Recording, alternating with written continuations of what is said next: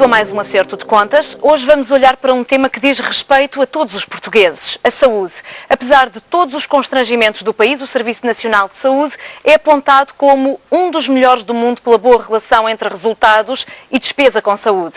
Mas há riscos, há desafios e há sobretudo quem diga há já muito tempo que a sustentabilidade financeira do sistema está em causa. Hoje vamos olhar para o presente e para o futuro da saúde dos portugueses com as propostas dos partidos como pano de fundo.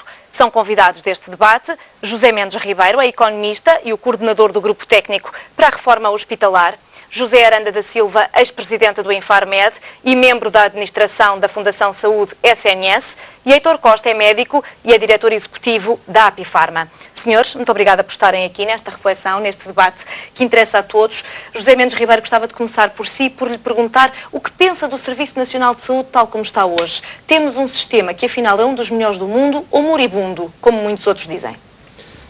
Não, o nosso sistema é muitíssimo bom, é um sistema que teve uma grande revitalização nestes últimos anos, em que justamente se conseguiu provar que apesar de uma grande adversidade financeira que o país atravessou, foi possível reforçar, foi possível investir e foi possível criar melhores condições para a sustentabilidade futura do Serviço Nacional de Saúde.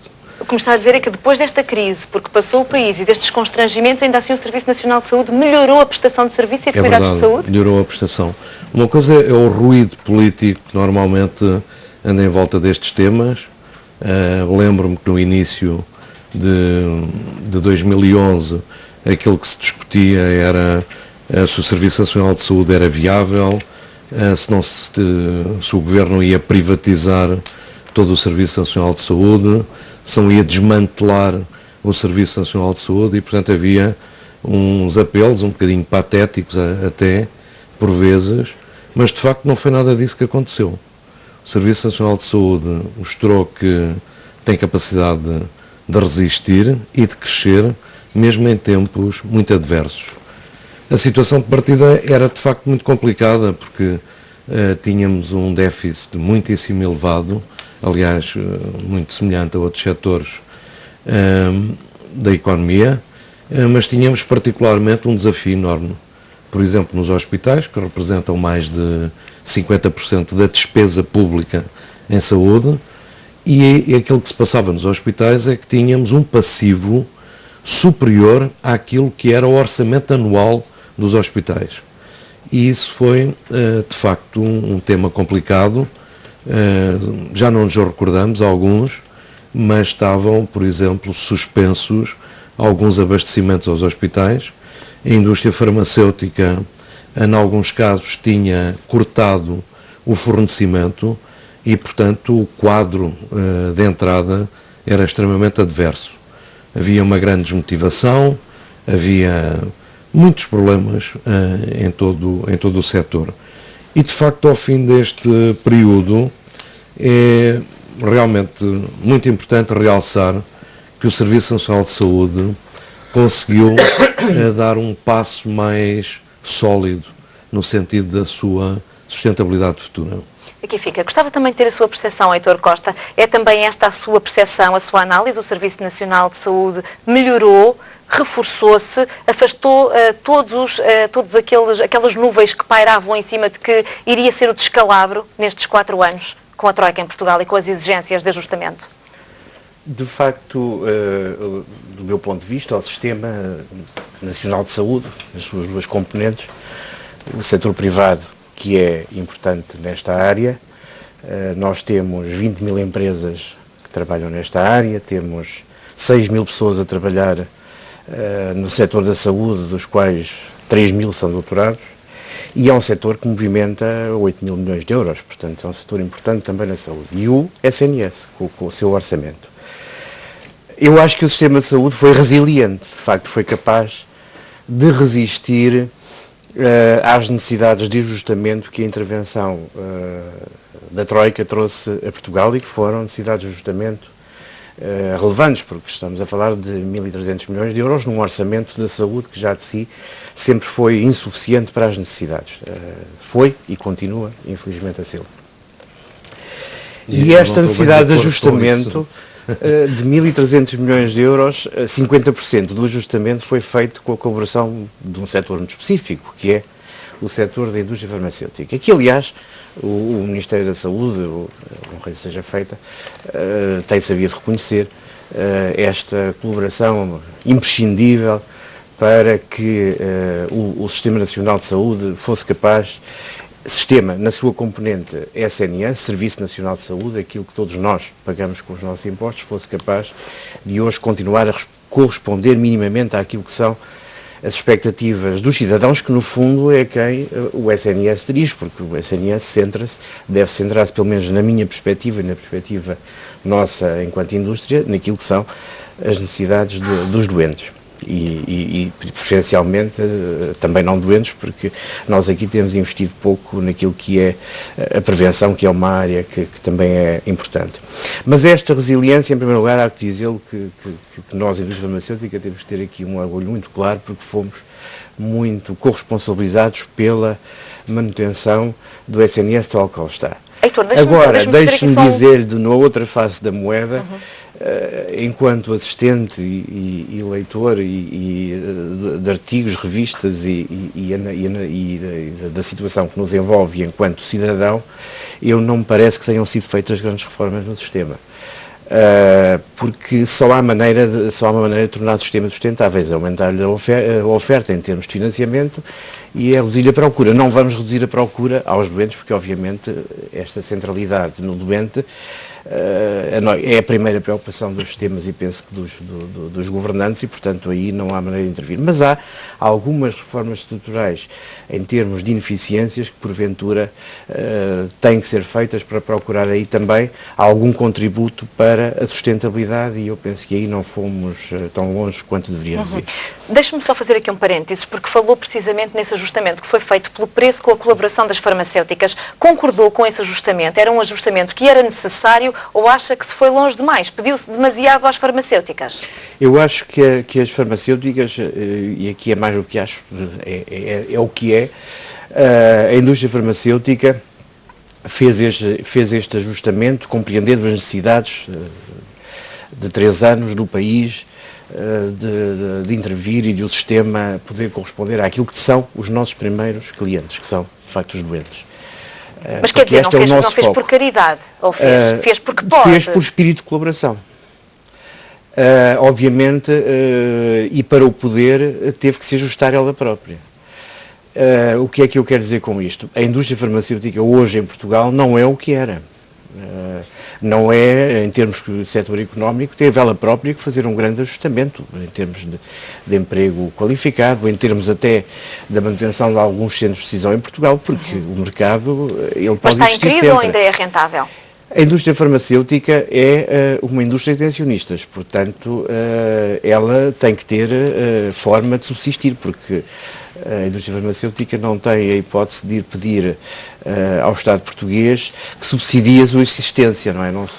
Não é um setor social e se o fosse, naturalmente, que havia mecanismos de apoio, não é? Agora, aquilo que é a rentabilidade mínima que enquanto setor económico tem que ter, ela, e como tem expresso o Presidente da nossa Associação, chegou àquilo que são os limites de colaboração. Porque há uma colaboração a partir do qual no momento não podemos ir, que é a sustentabilidade da própria indústria. Não há nenhum setor, nem o Estado, possa colaborar de forma a que ponha em causa a sua própria existência. Já vamos tentar ler melhor as suas palavras. Deixe-me em relação ao SNS, só uma coisa que queria dizer, apesar de tudo, é que esta manutenção dos serviços mínimos do SNS, que é verdade que se manteve, não foi posto em causa, um sistema universal que abrange todos os cidadãos, financiado pelos impostos, mas eu temo muito quando se fala, porque há algumas questões que,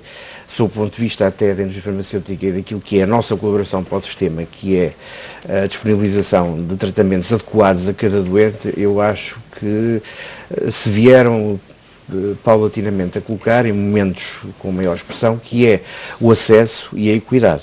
Hoje a equidade não me parece que seja igual a acesso a alguns tratamentos em todo o país, não é. Há algumas cidades do país onde basta mudar para outra zona dessa cidade para a tipologia de tratamento ser diferente. Há, de facto, uma equidade regional que não está totalmente mantida e há algumas dificuldades de acesso. Algumas tiveram expressão com a crise das urgências em dezembro. Obviamente os resultados têm sido mantidos, mas nós temos que ter a percepção que os resultados em saúde são conseguidos a 5, 10 anos. Portanto, os resultados... Não é possível medir agora de uma forma muito rigorosa. rigorosa. Não é possível medir de forma imediata. Não muito se medem reduções de hospitalizações, diminuições de mortalidades, de morbilidade ou de surgimento de doença, nem de mortalidade a 5 anos, não é? A 3 anos. A história vai dizê-lo, naturalmente. A história vai dizê-lo. Continuamos aqui no diagnóstico. José Aranda da Silva, gostava também de ter aqui a sua percepção. De um lado, aqui a defesa de um Serviço Nacional de Saúde que melhorou em tempo de crise e, do outro lado, aqui há alguém que também admite que o Serviço Nacional de Saúde continua a ser um dos bons, uma das boas coisas que nós temos, mas que não fez grandes reformas estruturais. Qual é a sua posição? Eu já explicarei, eu discordo do Dr. Mendes Ribeiro, mas acho que aqui há uma questão que é importante salientar previamente. É que é verdade que o Serviço Nacional de Saúde hoje é unânime em todas as forças políticas que é um património que tem de ser defendido. Eu costumo dizer, e a Fundação do Serviço Nacional de Saúde costuma dizer, que o Serviço Nacional de Saúde deixou de ser dos partidos, deixou de ser dos governos e hoje é um património de toda a população portuguesa. E talvez será a maior mudança e mais importante que houve após a implantação do regime democrático em Portugal. Isso leva a que, não quer dizer que defendemos todo o Serviço de Saúde da mesma maneira. Aliás, já aqui se está a ver que há perspectivas bastante diferentes. Eu penso, para já também queria já aproveitar para verificar aqui uma questão que disse o Dr. Eiter Costa, e disse legitimamente, ele é representante da Apifarma, não foi o setor da indústria farmacêutica que foi afetado, foi o setor do medicamento, no geral. Porque o setor que neste momento está mais em crise é o das farmácias, portanto, que é um setor que também distribui medicamentos. E hoje há uma situação catastrófica nas farmácias, com quase 1000 farmácias que à de insolvência. Portanto, não é só a situação da ruptura de medicamentos, é a situação mas agora da queria ruptura dizer outra financeira. questão, sobre a situação do Serviço Nacional de Saúde e da sua sustentabilidade. Eu acho que muitos dos impactos das medidas que foram tomadas recentemente, como disse o Dr. Eiter Costa, não vão ser os resultados já começam a ser alguns palpáveis, muitos deles vamos ter efeitos mais a médio prazo, possivelmente daqui a 1 ou 2 anos. Porque houve efetivamente um recuo em termos de investimento no Serviço Nacional de Saúde. Eu sei que o Dr. Mendes Ribeiro não tem a mesma opinião, mas eu agora diga factos. Eu vou lhe dizer. É facto, eu vou dizer, por exemplo, em termos, eu acho que a questão mais importante do Serviço Nacional de Saúde não são os equipamentos, não são as tecnologias, são as pessoas. E em termos de capital humano, basta ir aos hospitais, basta ir ao centro de saúde, hoje há um desmembramento de um capital humano que foi construído ao longo de dezenas de anos. Porque construir um hospital constrói-se se houver dinheiro. Comprar um equipamento compra-se de um ano para o outro. Construir o conhecimento através de carreiras profissionais, através de transmissão de conhecimento, demora muitos anos. E o que há neste momento, há um grande abandono e uma grande desmotivação da maior parte dos profissionais no Serviço de Saúde. Há centenas, se não milhares de profissionais jovens que neste momento foram trabalhar para o estrangeiro, médicos, enfermeiros, farmacêuticos também. Há uma desmotivação muito grande devido às dificuldades de condições de trabalho, há uma migração enorme de profissionais para o setor privado, e portanto há efetivamente um mal-estar que preocupa mais, porque esse é o mais difícil de reverter. Deixa-me só tentar fazer aqui um ponto e vírgula, porque ontem li um artigo sobre essa matéria e havia um especialista, um economista, não sei se me acompanha nesta matéria, se me acompanham ou não, Pedro Pita Barros, disse que há mais ruído em relação a essa matéria do que é na realidade, ou seja, é mais noticiado quando sai um diretor ou um subdiretor de um hospital público para ir para um privado, ou quando há 100 enfermeiros que vão emigrar para o Reino Unido, do que propriamente quando entram 2 estagiários para o Serviço Nacional de Saúde que se vão formar e vão ser com certeza 2 bons ativos também no Serviço Nacional de Saúde. Acha que há ruído demais em torno desta questão do que aquilo que é a verdadeira realidade? Não, eu não tenho essa opinião. Acho que, efetivamente, há um problema que tem sido resolvido e tem sido tido em conta. O capital humano é o mais difícil de recuperar perante um período de austeridade que tivemos, de contenção de despesas, de contratação em regimes precários. Há todo um quadro em relação ao capital humano que pode ser perigoso e ter impacto a longo prazo. Mas eu queria ir mais a questões de fundo. Eu também acho que houve cortes muito grandes.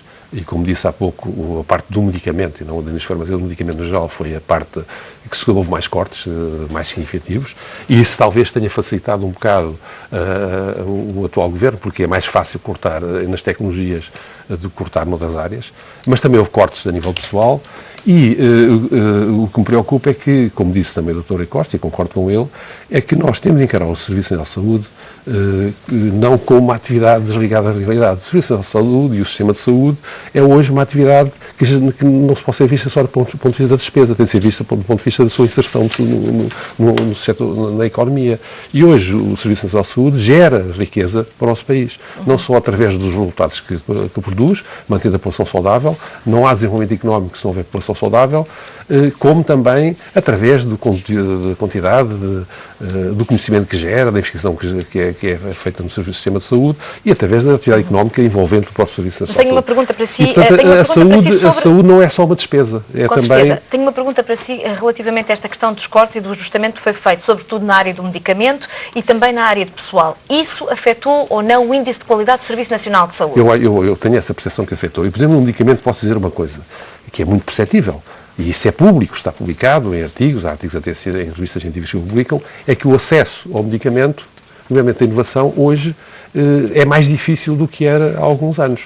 Há medidas positivas por parte do Governo, como agora a criação de um sistema de avaliação de tecnologia de saúde, acho que é uma medida bastante positiva, mas na prática, se formos avaliar e comparar os estudos internacionais que estão publicados, Portugal hoje o acesso à inovação é muito menor do que era há alguns anos. Portanto, uma forma de conter a despesa é cortar o acesso.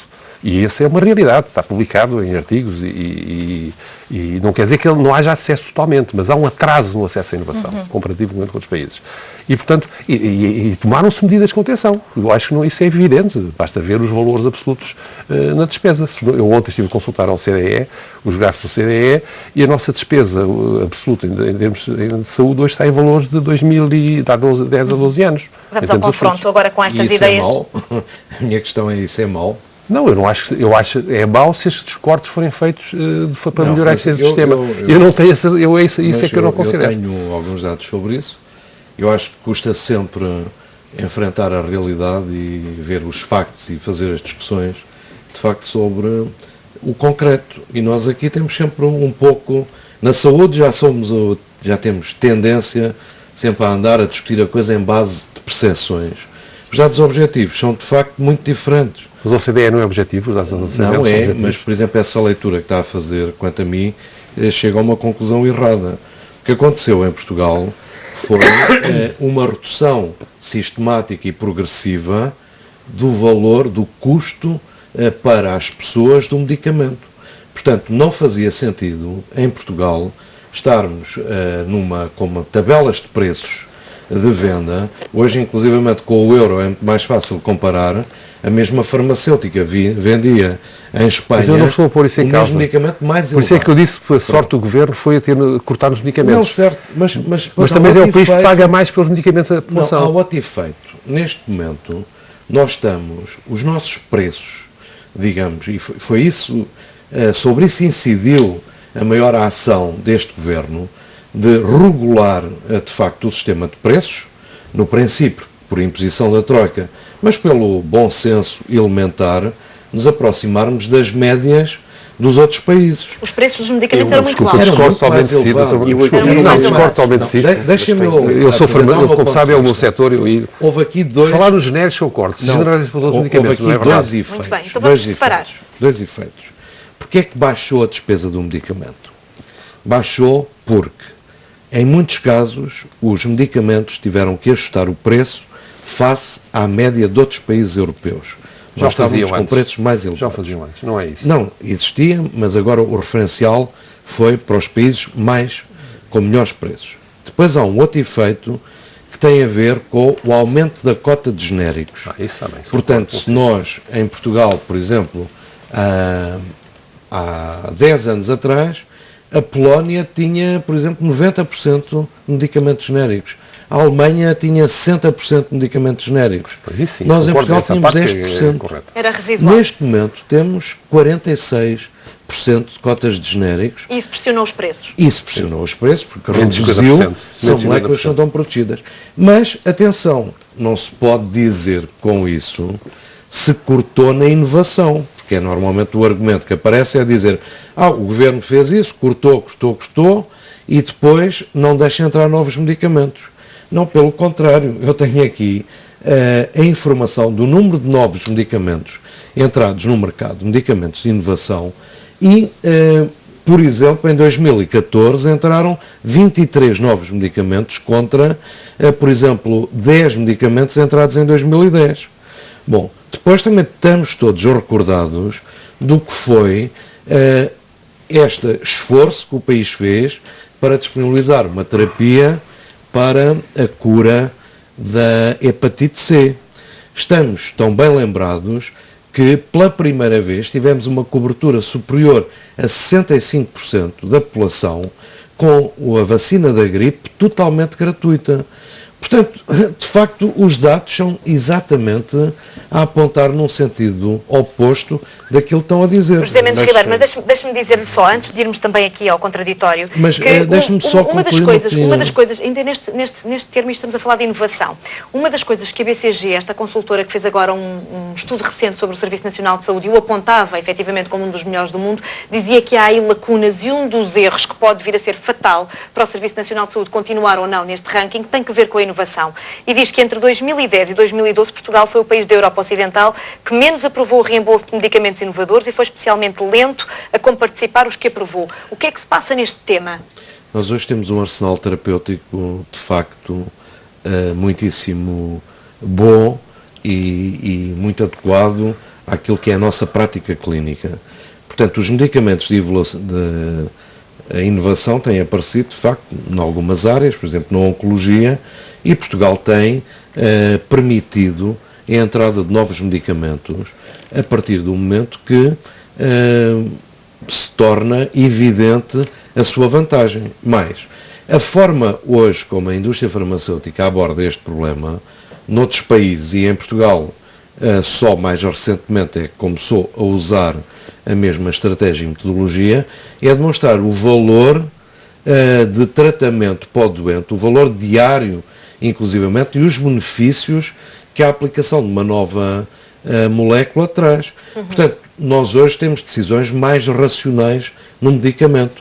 Não falta a nenhuma pessoa em Portugal o acesso ao medicamento. Não faltam acessos para os doentes oncológicos, para a os diabetes. hospitais têm sempre uma frente de produtos de inovação. Mas eu ainda gostava de comentar aí um ou dois aspectos, por exemplo, as farmácias. As farmácias, eu não sei se estão recordados, quando o governo do Partido Socialista, do engenheiro José Sócrates e o professor Correia de Campos tomaram posse em 2005, no próprio discurso da posse foi uma mensagem muito clara para as farmácias e para os juízes. Portanto, quem de facto começou a criar uma grande dificuldade às farmácias, que até aí viviam muito bem e tinham valores de mercado muito elevados, as farmácias tiveram que fazer um ajustamento fruto de uma política de introdução dos genéricos em Portugal, de desenvolvimento de um sistema de preços mais racional. Inclusivamente, mas isso está a matar as farmácias ou não? Mas é que a seguir o Partido Socialista, ou o Governo Socialista, deu a machadada final nas farmácias, que foi criar 7 farmácias, grandes farmácias, à porta dos hospitais. Por exemplo, no Hospital de Santa Maria, fez uma enorme farmácia, que neste momento é um caso de polícia, porque nunca pagaram uma renda ao hospital, nunca deram 20% ou 25% da margem que diziam dos medicamentos que seriam entregues ao hospital, e portanto ficaram a dever 7 milhões ao hospital. E com isso destruíram o negócio de 30 farmácias que havia em Lisboa. Portanto, a gente tem que se basear em factos. Mas de quem são essas farmácias? Diga? De quem são essas farmácias? Essas farmácias foi o Estado que fez uma concessão. Já fecharam todas. Fez um concurso. Já fecharam todas. Há uma parece. Quer dizer, essa política brilhante de abrir farmácias do Serviço Nacional de Saúde, dando a exploração alguns, pelos vistos, com pouca capacidade de gestão, destruiu as farmácias todas em volta e acabou por ser uma perda enorme para o Serviço Nacional de Saúde e um custo acrescido. Só em Santa Maria foram 7 milhões que neste momento estão a ser disputados em tribunal porque eles não pagaram. Muito bem, já vamos continuar a olhar para os desafios do Serviço Nacional de Saúde. Por agora fazemos aqui uma curta pausa neste acerto de contas. Volte connosco para a segunda parte. Fique para ver. Até já.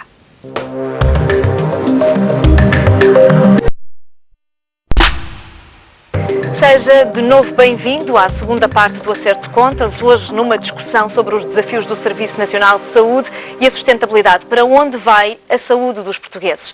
Agora, direito de contraditório relativamente àquilo que falávamos em relação à política de pressão relativamente ao preço dos medicamentos.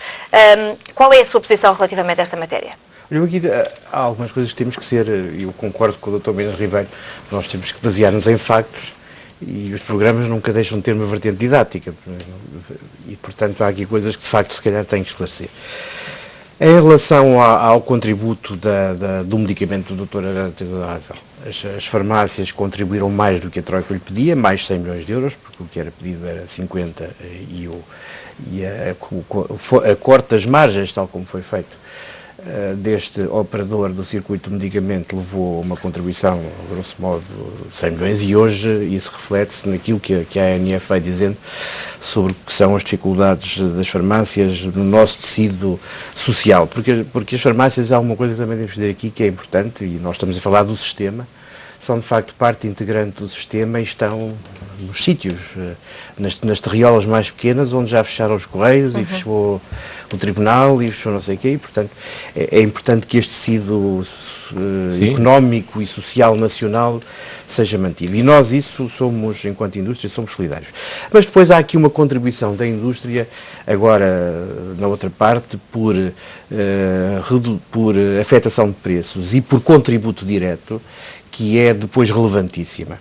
Eu estive numa reunião agora com os meus colegas de outros países e, de facto, no Reino Unido, que é um dos 5 maiores mercados europeus, a indústria contribuiu com 420 milhões de libras nos últimos anos.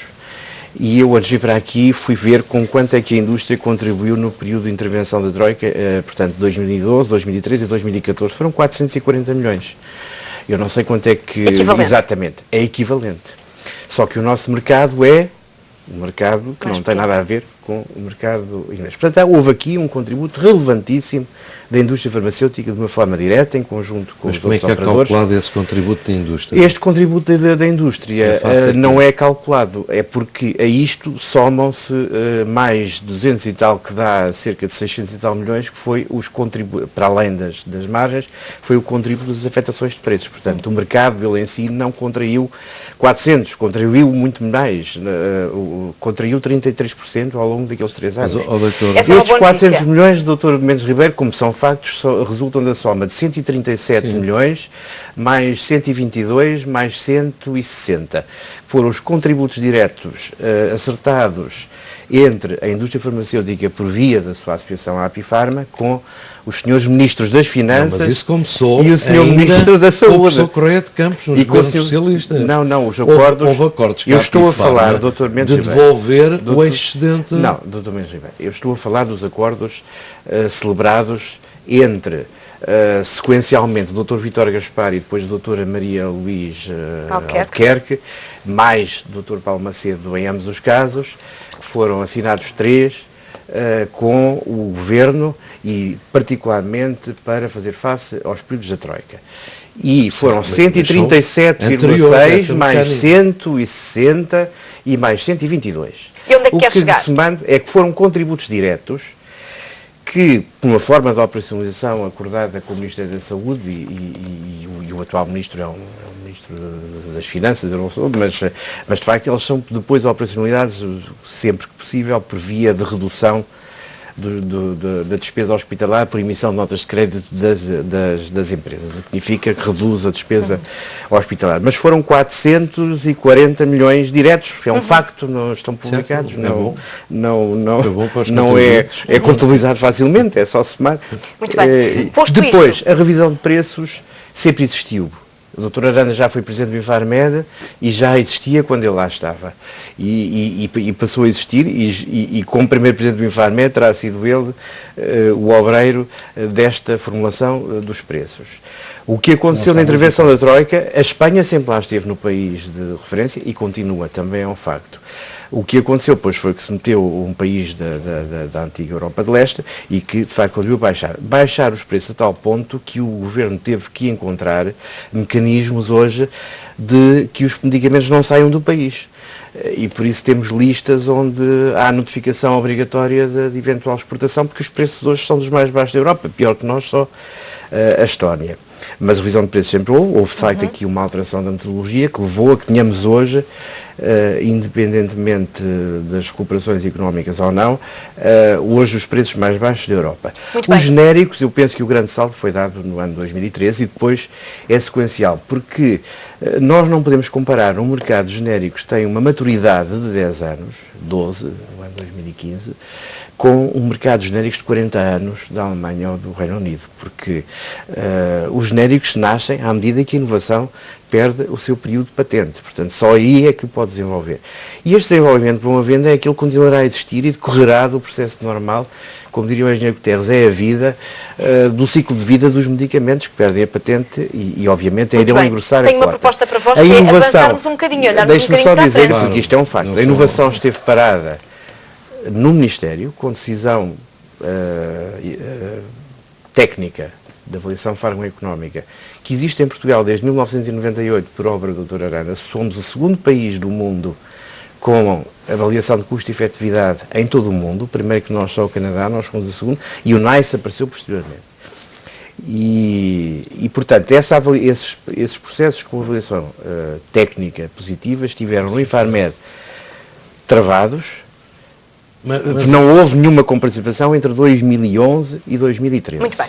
E em 2013 e agora temos que começou a aparecer. É natural que agora estes números que o Dr. Mendes Ribeiro apresenta sejam maiores, porque eles refletem processos, dossiês que estiveram a fazer peso nas secretárias dos decisores políticos. Muito bem. E aqui começa um outro capítulo que é olhando um bocadinho para a frente e falando da sustentabilidade essencialmente financeira do Serviço Nacional de Saúde. O que é que tem que mudar?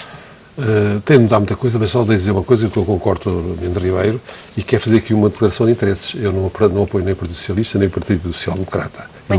Eu apoio um novo movimento, que eu sou subscritor, que é o Livre Tempo de Avançar, e que tem uma visão da saúde muito diferente desses dois partidos, que em muitas coisas têm posições muito coincidentes.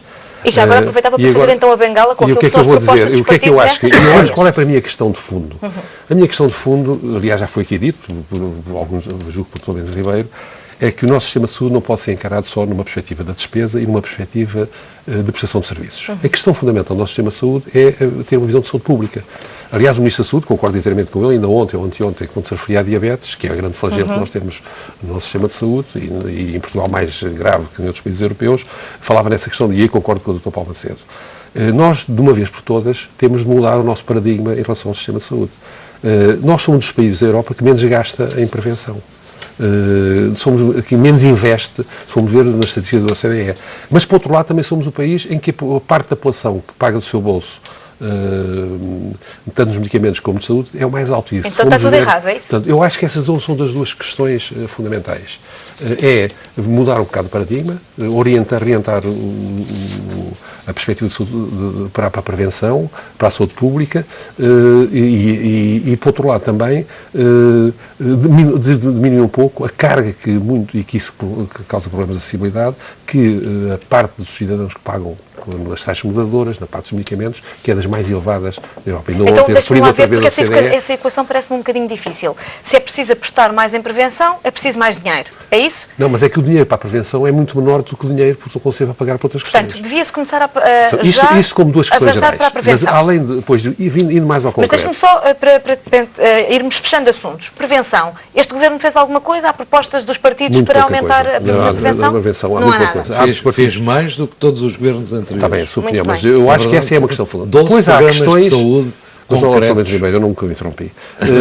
Só para dizer agora, outras questões que são importantes em termos de futuro, e eu tive cuidado por acaso de ler o programa de todos os partidos, do Partido Socialista, do PSD, do Bloco de Esquerda, do Partido Comunista e também do Livre Tempo de Avançar. há questões que são, aliás, que há perspectivas muito comuns, é interessantíssimo. Por exemplo, a questão dos cuidados de saúde primários. Todos os partidos acham que é fundamental.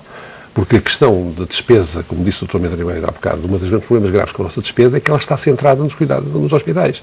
A grande despesa que nós temos está centrada nos custos dos hospitais. E, portanto, isso tem que mudar, é preciso desenvolver os cuidados primários, mais do que está a ser desenvolvido neste momento, acho que o ritmo é... E, por outro lado, reorganizar os hospitais, o Dr. Mendes Ribeiro conhece isso melhor que eu, de maneira que eles se tornem mais eficientes. Se não fizermos isso... Mas isso já foi feito ou não? Não, acho que ainda não estamos muito longe de atingir. Feito, pode ter sido feito. Eu acho que estamos ainda muito longe de resolver esse problema. Porque senão a despesa continua a aumentar. Nós estamos... e, por outro lado, também desenvolver os cuidados continuados e os cuidados paliativos. Nós temos doentes nos hospitais hoje que podiam estar em unidades em que o custo de tratamento destes doentes era muito menor e muito melhor tratados em casa, por exemplo. Ou em casa, ou em unidades especializadas e muito melhor tratados por pessoal especializado. E poupa-se nas camas, é isso? Tudo isso. Poupa-se nos recursos nos essas hospitais. são questões que, por outro lado, falando, não querendo voltar ao medicamento, mas na avaliação das tecnologias, nós fomos pioneiros, como disse o doutor, foi aqui dito já, mas eu acho que há uma proposta, por exemplo, também é uma proposta positiva, neste momento do atual governo, e até a forma como ela foi abordada, consultando toda a gente envolvida, que é a criação do sistema de avaliação de tecnologia de saúde. Mas esse sistema de avaliação de tecnologia de saúde só vai funcionar se houver peritos qualificados que estejam no sistema, se houver financiamento em termos de sistemas de informação. Porque fazer um decreto em papel e publicá-lo é muito fácil, pois pôr a estrutura a funcionar, e eu acho que nós estamos ainda muito longe de ter a garantia que esse sistema que foi proposto, que eu até subscrevo e concordo na generalidade, tem de ser garantido, por exemplo, transparência da avaliação dos medicamentos e das outras tecnologias, como os dispositivos médicos, de haver financiamento para pagar peritos qualificados e tem de haver utilização de novas, porque essa é uma parte importante, porque as tecnologias de saúde continuam a ter um peso enorme na despesa e vão continuar a ter no futuro. Posto isto, com todos estes desafios que colocou em cima da mesa, olhando para a frente naquilo que, na sua perspectiva, poderia ser o Serviço Nacional de Saúde, com uma maior aposta na prevenção, nos cuidados primários, na tecnologia, é preciso mais dinheiro ou não? É preciso mais dotação, é preciso mais vontade política? Eu julgo que o nosso sistema, como já aqui foi dito, e isso continua subfinanciado, tem de ser melhor utilizado o dinheiro, isso é indiscutível, temos de ser mais eficientes. Mas, cronicamente, o Sistema Nacional de Saúde tem vindo a ser subfinanciado. Por isso é que, periodicamente, há a injeção de orçamentos retificativos. O professor Correia de Campos, quando tomou posse no primeiro governo de Sócrates, conseguiu essa benesse, que equilibrou as contas. E teve um grande orçamento retificativo que pagou o passado. Mas a verdade é que depois o déficit também foi continuado a aumentar. Portanto, há aqui qualquer coisa que funciona mais. Nós temos de encarar o sistema de saúde e o Serviço Nacional de Saúde em particular, não como também gerador da riqueza, que muitas vezes não é contabilizável. Ter pessoas saudáveis é um valor económico. E é isso que muitas vezes não se faz. Encara-se o sistema de saúde só do ponto de vista da lógica da gestão financeira. Com certeza, e, portanto, tem-se de medir e também qual é o impacto que o Sistema Nacional de Saúde tem na manutenção da qualidade de vida dos portugueses e da sua capacidade de desenvolver riqueza. 5 minutos para terminar o programa, vamos tentar ser concisos. O que é que tem que mudar Muito já bem. no Serviço Nacional de Saúde? Olha, eu acho que nós não temos propriamente que mudar, nós temos que afinar. Bom, e eu partia aqui de 3 coisas fundamentais que defenderam o Serviço Nacional de Saúde nos anos recentes, apesar da crise financeira do país. A primeira é que se investiu de facto muito, ao contrário do que se diz, que não se investiu, que se fizeram cortes cegos, etc. Não é verdade, investiu-se muito. Criaram 117 unidades de saúde familiares, abriram-se 35 centros de saúde, tivemos 113 unidades de cuidados na comunidade, 7 novas unidades hospitalares, incluindo o Centro de Reabilitação do Norte. Aumentámos 40% a oferta de camas em cuidados continuados, criou-se os cuidados paliativos, que não existiam, e, portanto, isto mostra que se investiu mais. Também se produziu mais, mas muito mais, porque, por exemplo, quando comparamos a atividade de consultas no Serviço Nacional de Saúde, nós tínhamos 41 milhões em 2010 e em 2014, e isto aumentando... Hospitalares ou cuidados primários? No seu conjunto. Mas é que eles aumentámos os hospitalares e os cuidados primários? Não. 56 milhões aumentámos também nos cuidados primários. Até porque mais 117 unidades de saúde familiar, etc. Portanto, isto induz. Mas aumentámos 14 milhões as consultas. Portanto, de 41 para 56. E agora olhando para isto o futuro. É mais. Olhando para o futuro. Não, mas isto tudo são momentos de contacto. Portanto, uma população mais acompanhada é uma população que obviamente poderá ter melhores indicadores de saúde, como aliás também aconteceu neste período de 4 anos. Mas o que é preciso para garantir que nos próximos anos, imagina, próximos 10 anos, não estamos a falar só de uma legislatura, o Serviço Nacional de Saúde continua a ser sustentável? É preciso mais impostos dos portugueses? É o Governo que vai ter que fechar hospitais? É preciso mais médicos de família? O que é preciso em termos de medidas? Desejavelmente, eu acho que nós temos que ter a consciência. Portugal tem muitas frentes prioritárias e, portanto, temos que ter um certo equilíbrio na distribuição dos orçamentos. Mas, obviamente, que o Serviço Nacional de Saúde é a prioridade das prioridades. E concordo plenamente, e este Governo começou também esse trabalho, de investir na promoção da saúde. E aí é que está a sustentabilidade dos Serviços Nacionais de Saúde em todo o mundo.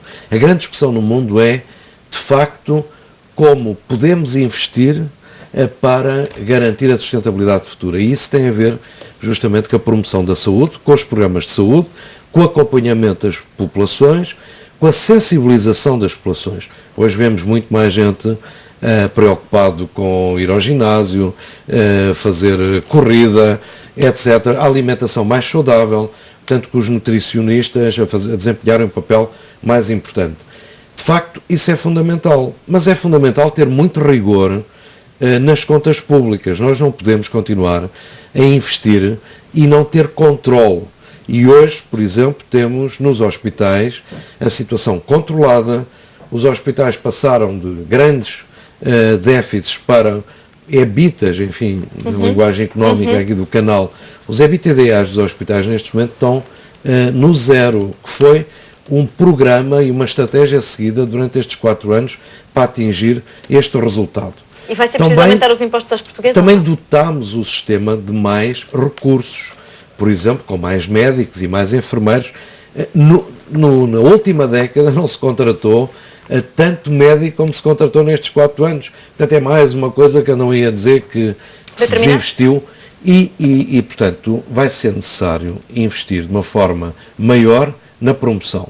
Vai ser preciso investir mais na tecnologia, porque mais informação para as pessoas é fundamental. O processo clínico eletrónico, portanto, está a ser disponibilizado. Há já 1 milhão de pessoas que acedem no portal de saúde, no portal do utente, e, portanto, ter essa informação e partilhar essa informação vai ser um dos motores fundamentais. Muito bem.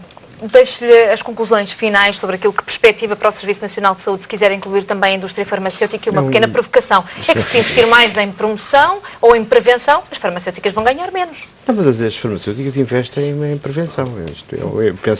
É ver os projetos de responsabilidade social das farmacêuticas e elas, de facto, investem muito em prevenção. Eu, se calhar, porque a intervenção medicamentosa, quando a prevenção é possível, não faz sentido. E nós pautamos por regras deontológicas muito claras e os medicamentos são promovidos no âmbito daquilo que se chama o resumo das características do medicamento. E para cada patologia em que há uma intervenção primeira, que é a prevenção, é nessa prevenção que se deve investir, não é no tratamento com os medicamentos em si, e a intervenção da indústria por via da responsabilidade social de projetos, que é muito relevante, faz-se exatamente desses projetos, a maior parte deles visam, de facto, políticas de prevenção. Para terminar, mas eu diria só para terminar muito telegraficamente também, para nós, a Apifarma, porque não posso eximir dessa qualidade, mas também enquanto cidadão, a prevenção faz-se muito por uma coisa que é também muito importante em termos de enquadramento político, é a saúde tem que estar em todas as políticas. Aliás, o Dr. Mendes Ribeiro acabou de dar exemplos de situações em que não é o Ministério da Saúde só que tem que colaborar numa política global de prevenção, que é de facto uma aposta muito grande que temos que fazer. Primeiro, saúde em todas as políticas. Segundo, um sistema viável, saudável, em que coexistam um SNS que, na verdade, foi resiliente e foi mantido ao longo destes anos, com mais ou menos eficiências, Para fechar, equitativo, com acessibilidade e centrado, de facto, nas pessoas que é a quem ele se dirige. Aqui fica. Depois, por outro lado, o próprio Ministro já abriu essa discussão. O sistema tem vivido subfinanciado ao longo destes anos e temos que pensar na política de financiamento deste sistema mais correspondente até com o tipo de intervenções que fazemos. senhores, só dizer muito uma obrigada, coisa. muito obrigada. Não temos mais tempo, Não. mas ficam aqui as vossas mensagens muito positivas e esta reflexão. Foi um gosto e um luxo ter-vos aqui neste Acerto de Contas, um tema que interessa a todos, que é a saúde. Fica por aqui este Acerto de Contas, foi bom tê-lo desse lado.